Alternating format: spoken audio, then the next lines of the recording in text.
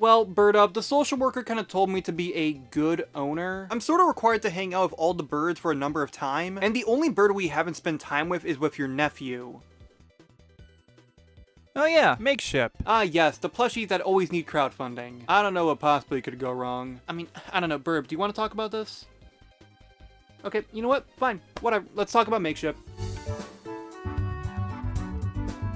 Makeship is a collectibles company that, for the most part, whenever they release a product, it has to be crowdfunded to hit a certain amount of sales in a set amount of time. And if the goal of the campaign is reached, the product will go into production, and if not, all orders placed will be refunded. While the company has gone through some design changes over the years, their main bread and butter is making plushies for content creators, with the original required amount being 400 units, but nowadays have been lowered to 200. Plushies aren't their only thing, as they've made keychains, clothing, pins, and vinyl figures, but plushies are by far the most well-known product. Even then, on rare occurrences, they actually have some products available for purchase with no required amount. And lastly, they have a petition feature, where creators can give concept art of how their plushies would look like, and the consumers can pay a small amount at first, then be charged the rest of the amount if the campaign is funded. Makeship has worked with tons of content creators, with many of them spanning various different genres, like The Click, Iron Mouse, Eddsworld, Mr. Nightmare, The Duck Song, Danny, and so many others. Although they have dabbled into making products for well-known games, series, or in general well-known icons, like the Roblox game Forsaken, Gorilla Tag, Homestuck, Welcome Home, Miku, RuneScape, and so many others. They actually make the application process pretty simple, as there's a page on their website just for this. So as long as they let you in, you can make a product of Makeship. And the company's been very successful. While it's difficult to say how much the company's worth, the amount of units they've sold, or the total amount of individual products they've made, because when I tried counting, the site kept crashing. But just to give you an idea, the 6 most successful campaigns they've ever had sold a combined total of 194,000 units. And while yes, it doesn't represent the majority of their campaigns, it's still pretty impressive. They also like using this little guy named Faya as their mascot. No, I swear I bought a couple of these things. Oh, there they are. You really couldn't have bought us a couple more of these things? Let's take a look at some of their products. Now obviously I gotta work with what I got, so I can't review every type of product they make, but I like most of the ones I have. First off, whenever you buy a product and it does get funded, you'll get a digital badge of that product on your Makeship profile, with it telling you what order number it is. And this is something you can share with your friends by sending them a link to your profile. It's honestly kinda cool, and it is nice to know this information. Now the plushies. My first ever plushie was for the creator Turkey Tom, with it closely resembling his avatar from his current videos. I also own Tom's second Makeship plushie, named Turkey Tom Classic, and I'm proud to say that I'm the first person to buy it. This version is what he used to look like in his older videos. I'm always really nostalgic for that era, so it's great to have it immortalized in a physical plushie. The next plushies I own are for the creators ER, Shoe on Head, and August the Duck, with each of them being fairly unique and all having silly traits related to their channels. Shoe on Head literally has a shoe on her head, and is in an outfit that she wears in her series Hell World. ER's plushie is pretty much a one-to-one copy of his character, and it looks amazing. And August the Duck, of course, resembles the character on his channel. It's really cute, and it comes with a little detachable microphone. And one really cool thing about this plushie specifically is that it's one of the glow-in-the-dark ones. I also bought Lynn from Kagamine because 1, I just thought it looked cool, and 2, this is a gift for my friend. The last one I own here is for the creator Bowblax, and I am in fact the first person who bought it. I think the Twitter bird is pretty cool since it's related to Bowblax's content, and the red Bowblax sweater is nice as it's the icon for their channel. If you're a fan of Bowblax, I think you'll be happy with the plushie, and the same can be said for the rest of Makeship's products. They include a lot of detail and references from the source material, and all made into a cute tiny little plushie. They all have these tags, and they also come in these very nice bags. They change design from time to time, but they make the plushies feel more special. If you've ever been interested in funding one of these plushies and are willing to spend the $40-ish on them, I'd say go for it. You're definitely getting what you paid for. And while I do wish they were a bit bigger compared to a Youtooz plushie that's about the same price, the thing is, I personally buy these plushies not only to have a physical product of a creator that I enjoy, but to also support the creator. What I'm trying to say, I'm very happy with these plushies, especially for the prices that I paid for them. If we're talking eBay prices, alright, that's a bit debatable. While I obviously can't physically look at their other products, for what they are, they seem fairly well made. Now let's take a look at something that's quite interesting. Their controversies. Oh, okay, I never had a list to work off of. Thanks. Of course, when you're a big company, controversy is just bound to happen. Although, I should clarify beforehand, this does not represent the majority of Makeship, and like the rest of my other conversations, I'm covering these topics for the sake of archival purposes only. Regardless, these are Makeship's Controversies. Disclaimer, don't be mean to people. Starting out with the previously mentioned creator, Bowblax. While they had some controversy prior to their plushie's release, Bowblax was still a generally respected creator in the commentary community. But when the plushie was released on November 8th of 2022, it initially didn't sell very well, as by the 28th, only 47 plushies were sold, and according to Bowblax, they had to ask Makeship to extend the deadline. To the point where I even asked Makeship to extend the deadline by 10 days. Even with a $500 giveaway to anyone who bought the plushie, it was more like a raffle, but whatever. The plushie was barely selling, and sat at 56 sold. At the time, Bowblax had blamed this on them not being able to promote the plushie on their channel due to a community guideline strike, which prevented them from uploading, and already had a different sponsor in their first upload back. But in hindsight, many have blamed the poor sales simply because Bowblax didn't have the type of audience that would want a plushie of them. Looking at their channel, Bowblax's content is simply just them reading tweets on ongoing controversies. The problem being that Bowblax never had their personality in their content, meaning it was difficult for people to be connected to Bowblax as a person. While at face value, there's nothing crazy terrible about that. It's just when you sell merchandise, you shouldn't expect to have tons of people who want to go out of their way to buy it. And that's just what happened here with the plushie, with only loyal viewers of Bowblax, who followed them throughout all the different shows, were the ones who bought the plushie. Simply put, it seemed that the plushie wouldn't be funded. That was until Ethan Klein from H3 would step in. Since Bowblax had defended Ethan in an unrelated incident, Ethan decided to buy the rest of the required amount, buying 144 plushies, passing the threshold, and now the plushie can be produced. While Keemstar thought that the purchase had malicious intentions, so to get back at the Keemstar show, Ethan decides to promote Bowblax's plushie, selling him extra 150 units. I don't understand the angle. Does anyone understand why? The only thing I can get at is like he's trying to, because Salvo was picking on Bowblax for not selling the merch, he's buying the merch to like get back at Salvo, and by getting back at Salvo is getting back at me. in general, it was nice to see a creator help another creator. But that's not where the story ends. As after Bowblax had retweeted a tweet that Ethan had taken offense to, Ethan would threaten to refund the plushies. Yeah, do you guys think I should refund the Bobley plushies? He's been such a douche, I swear to God. Been such a douche. It was funny, but like, he makes it super annoying, dude. People are saying refund the plushies. I don't believe he deserves the plushies. You know, he's been a little shit about the whole thing. He's lied about everything. And now he's liking anti-Semitic tweets. People are demanding a refund. Let's do it. Then he did. Ignoring the fact that the site says no refunds, it pushed the plushie back under the threshold. But luckily, the commentary community had come together to buy the rest of the required amount. Notably, Keemstar buying 50 of the plushies, and eventually the threshold would be reached again, selling a grand total of 255 plushies, meaning it can go into production and be shipped out. Although since then, many have viewed the plushie as more of a joke if anything, as Ethan has one of the plushies on his desk, and Keemstar has sold his Bowblax plushies in a bundle for his show LOLcow Live. The plushie wasn't looked at very favorably by many, but Bowblax and Makeship decided to try to sell another plushie. It was first mentioned on a stream with a rough design of how it would look, and eventually the Bobby plushie would be revealed and released on December 16th of 2024. The plushie was heavily criticized by many for several reasons. First, let's look at it from a visual standpoint. Comparing this to the first Bowblax plushie, there's not really any differences, other than the top part of the glasses being black, the sweater being blue, and the animal in the hand, instead of being the Twitter bird, now to be, at the time, mascot for Bowblax's second channel. Realistically speaking, if you already own the first one, why would you want the other one? Now, to be clear, I'm not saying that no one would buy two very similar plushies. I am the perfect example of that. But most people, understandably, think $40 is already a pretty significant amount for one plushie. So having another one with a fairly similar design is not going to be very enticing. They really should have taken notes from other creators who have two plushies with Makeship. For example, Daco, Mahler, and Wendigoon, as their first plushies are of them as a person or their characters, but their second plushies look very different, and actually adds more value since you can easily tell them apart. I'm not saying that your second plushie has to look insanely different for it to sell, as proven with creators like Fiznom, Shuanhead, and Illuminati, but it would help and entice people to actually want it, and that's what the Bobby plushie failed to do. But you have to also bear in mind, who exactly is going to buy this plushie? Around this time, Bowblax had gotten into controversy due to a lot of their behavior towards people who were trying to help them. Go watch these videos on screen if you want more detail. But as a result, Bowblax quickly became disliked, and pretty much kicked out of the commentary community. So if their audience is gone, who's buying this thing? Well, Bowblax seemed to try to get the H3 community to fund it by thanking the H3 podcast in the description of the Bobby plush, posting about the plush in the H3 subreddit, and even saying this on a live stream. Do you think you'll be able to sell more plushies than the first time due to H sneaking? Yeah.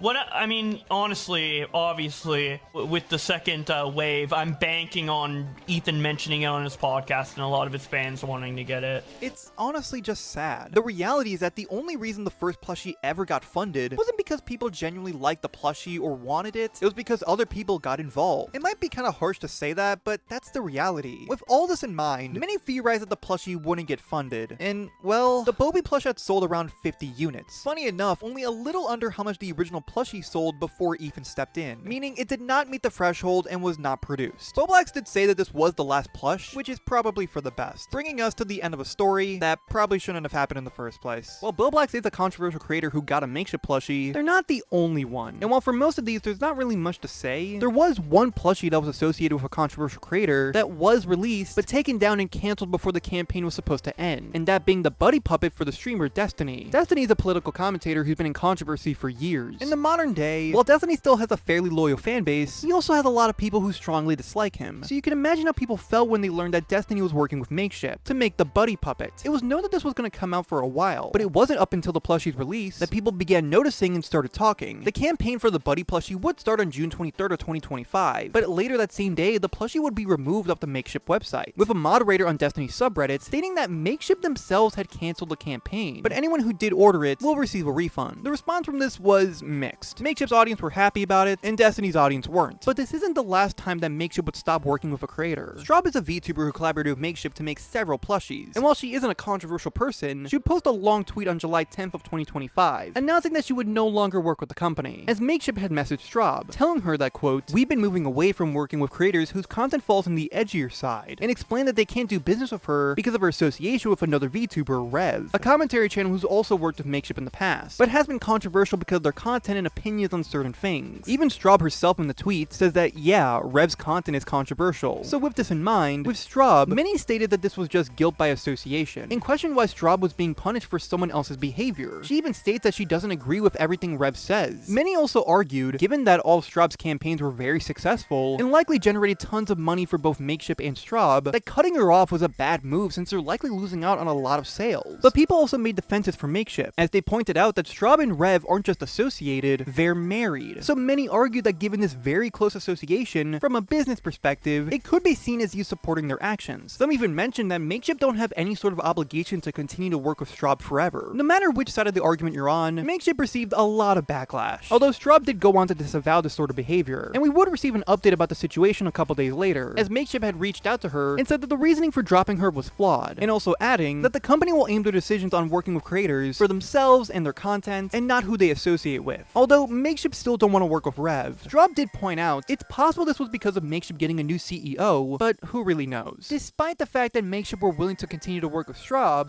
ultimately made the decision to cut ties with Makeship on her own, as she didn't like how they were treating Rev. This is the most recent controversy with Makeship, so it's possible that it may continue. Either way, with this and every other controversy, it's ultimately up to you to form your own opinion. Cryptocurrency and NFTs have always been a controversial topic for several reasons, that anyone who works with or makes them gets some amount of backlash, and Makeship have made some plushies for NFTs and crypto projects. In no particular order, WonderPal 1 for WonderPals, an NFT project, Ryoshi for the cryptocurrency SHIB, Chonk for Chonk Society NFT, 2 plushies for Splinter Lands, a game that uses NFTs and are also on the blockchain, 2 plushies for Farming Tales, another NFT game, Knight for Crypto Blades, again another NFT crypto game, although notably this one's the one that didn't get funded, and lastly Kabosu the Doge. This one's kinda debatable, as you could say it's just a plushie for the internet meme Doge, but it's specifically made in collaboration with the cryptocurrency Dogecoin. While these ones haven't sparked up as much controversy compared to when Youtooz made products for NFTs, all these products are generally disliked by most people in the Makeship community. You know, Bird Up and Burp's nephew, how are you guys doing today, man? You know, I get we always talk about like the Skylanders, the Makeship, the Youtooz and stuff like that, but I'm just wondering, you know, how you guys are Okay, maybe that doesn't matter. Maybe I'll just go on about the controversies. As previously mentioned, petitions are where creators can give concept art of how their plushies would look like. But what if someone used an AI image for their concept art? People will be mad. The one that specifically blew up was for the content creator Meowdolin. In her petition, Salem K9. People began noticing that the image looked AI made, and it quickly became the most upvoted post on the Makeship subreddit. But to clear a couple things up, it should be pointed out that the image were made by the content creators and not by Makeship. Even then, some question if the image was AI made. But on the contrary, some also pointed out the inconsistencies in the image, and also the general, quote, piss filter / colors. Without confirmation, it's difficult to say if it was made with AI, but Makeship would still respond. And in short, they appreciated that people brought up this concern, and that they deeply value human creativity. Pretty much, Makeship doesn't like AI art, and plan to not let any other petition use it. If I want to be charitable and fair as possible, I'd say that this was more of a learning lesson. Will they learn from it? We'll just have to wait and see. While most creators have fairly normal experiences with Makeship, of course not everyone's going to to be happy, or at least feel kind of odd about their experiences with Makeship, with the first person being Quentin Reviews. His first plushie was released back in August of 2020, but years later in 2023, when Quentin was discussing his merchandise, he mentioned that he didn't have much control over the design of the plushie, and when he requested changes, it was apparently, quote, not in the budget. My character's wearing an orange cat. He's wearing, and you cannot tell that's what it's supposed to be, but that was my contribution to this design. And so they sent me a pitch, and I sent back some notes. I said, hey, what about we change these things? And they said that's not in the budget. So this was the design we went with. My eyes are green, the plushie's eyes are brown.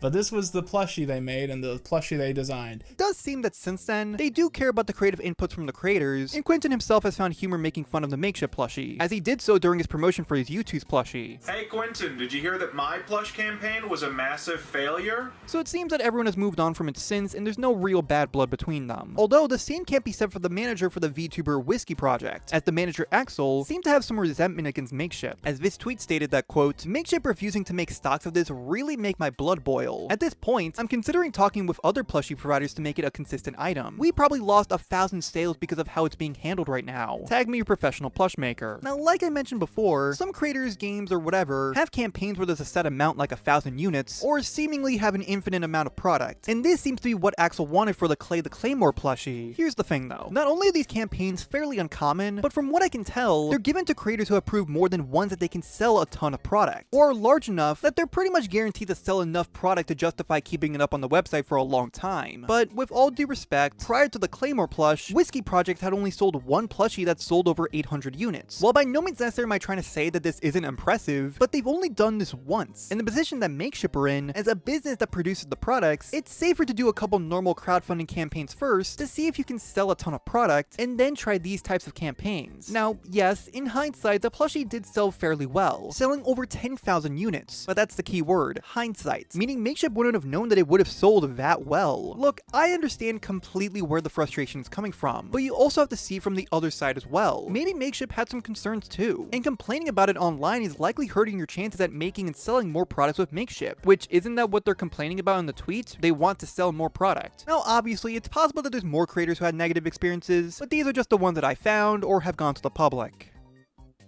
Did he just... whatever. The last of the controversies is by far the strangest, and that's the false allegation that Makeship uses child slave labor. You notice the weird transition between these cute looking plushies and then child slave labor.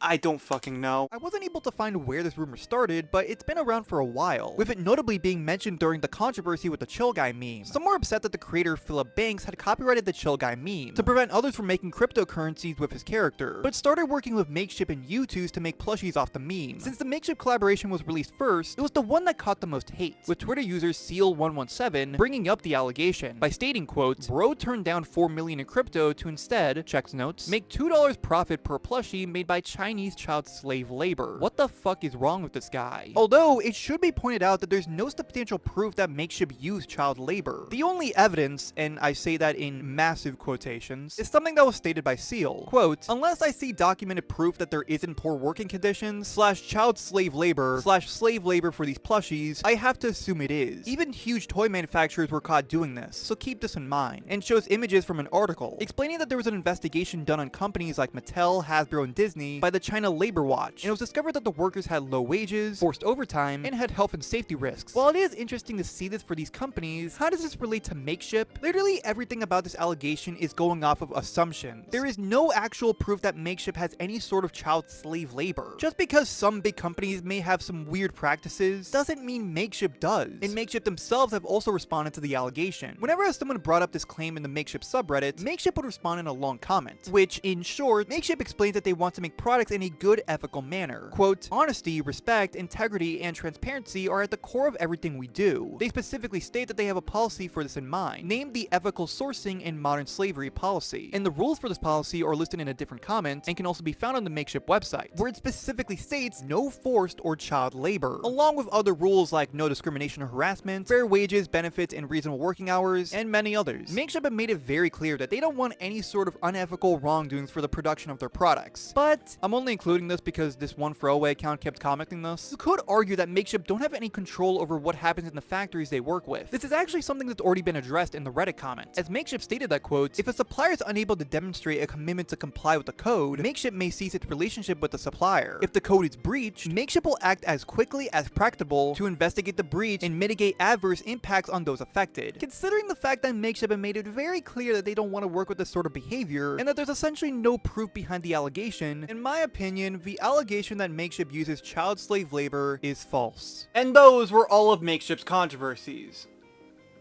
Dude, I thought you were dead. I should clarify again that these specific situations only represent a very small amount of Makeship. These are more one-time occurrences that happen every now and then. And, Burnip's nephew, what's wrong? Oh, right, the last topic. Sometimes products just don't get funded. Something that's kind of obvious to happen when you run a company that goes off of crowdfunding is that unfortunately, sometimes a campaign might not get funded. While it's difficult to say how many products didn't reach the threshold, it's always something to worry about. There are a couple of things I wanted to discuss before we move forward. One of the first Makeship plushies I was ever made aware of was for the creator Cyrus, and I remember it didn't get funded, so I tried searching for it on the website, but it didn't pop up. His creator profile did, but not the plushie. So I typed up on Google Makeship Cyrus, and a link for the plushies page did pop up. So the page does exist, but why couldn't I find it when I searched the name? This isn't something that's just for Cyrus, it's with every not funded campaign. Bear in mind, this didn't happen in the past, as back then when you tried this, every campaign would show up regardless if it was funded or not. So why is it different? Well, after thinking about it for a while, it kinda does make sense. From a business perspective, I'm aware I say that a lot, it would be a bad look to have a bunch of failed products on your site, as it could dissuade potential collaborators if they can easily look up how many campaigns failed. But another reason could be to protect the creators who failed to get their plushies funded, as people on Twitter poke fun at the failed campaigns. Maybe, but you can still see the pages if you have a link, so I don't know. Regardless, out of curiosity, I wanted to find what was the worst selling Makeship product, and from what I mentioned before, you could imagine how difficult it is to research this. According to the Makeship fandom page, the worst selling plushie was the Blue Franc plushie, selling only 16 units. But that's not even true, as I found other campaigns that technically did worse. So as far as I can tell, the worst selling Makeship campaign is for the creator Andreas Eskinder and their plushie Andy Dree, with it selling around 2 units. But why? Honestly, the same question can be asked for the other not funded products. Maybe it didn't get promoted very well. There wasn't enough interest. We can honestly be here forever going on about all these different reasons. At the end of the day, it's fair to assume that not every product is going to meet the threshold. But let's try to look at it from a positive view. Makeship don't have to do any work, the people who buy get a refund, and the content creators, while yes they might have some short-term embarrassment, but I think if they just move on and don't make a big deal out of it, then I don't really see a problem with it. While this isn't necessarily a controversy, it's a pretty significant thing that gets discussed whenever Makeship gets brought up. And that was Makeship. Yeah, I'd say so. Overall, I think Makeship is pretty good in my eyes. Are they the best collectibles company? Meh, but I don't think they need to be. For what they are, by letting people who normally wouldn't get products like this, well, get products, it's pretty cool. They found their niche. And having the buying process be a fundraiser system, it's a fair way of knowing how many are actually interested in the products. And even if it doesn't work out, Makeship and the creators have a good learning experience. They have some controversies here and there, but it's nothing I'd say is company destroying. It's just a couple small hiccups. I definitely will be keeping my eye on the company, because I really don't want to miss out on any of the cool stuff they make, because it's Makeship, the crowdfunding collectibles company. And we did it! I got the required time! And now I can send these papers for something that you won't know about until a month from now. Thanks, Burnip's nephew! Well, buddy, what'd you think of the topic, man? I don't think Makeship's so bad. They're actually pretty cool. Like, I actually like these plushies a lot. I prefer Youtooz, but... And you were completely ignoring me this entire time. Use my Fortnite code. Die.